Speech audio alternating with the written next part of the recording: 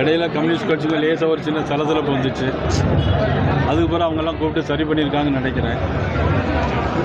Communist கட்சி மட்டுமல்ல, அங்கே எல்லாமே சால்ரா போடுற கூட்டணி மாதிரி தான் இருக்குது.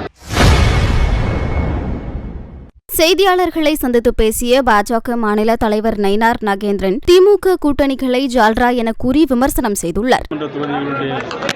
பூத் கமிட்டி பொறுப்பாளர் கூட்டத்தை கூட்டியிருக்கிறோம்.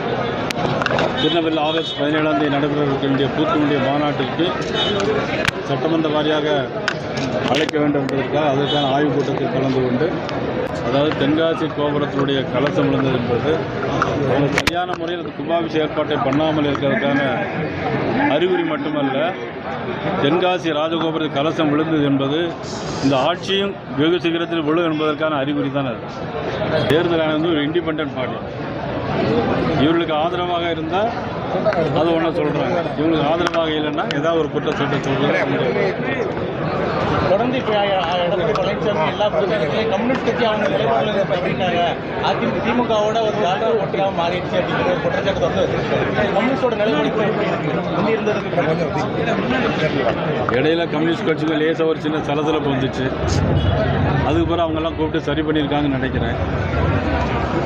கம்யூனிஸ்ட் கட்சி மட்டுமல்ல, அங்கே எல்லாமே சால்ரா போடுற கூட்டணி மாதிரி தான் இருக்குது.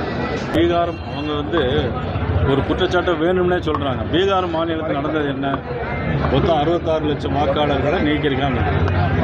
அது 66 லட்சத்தில் 21 லட்சம் பேர் இறந்து போயிட்டாங்க.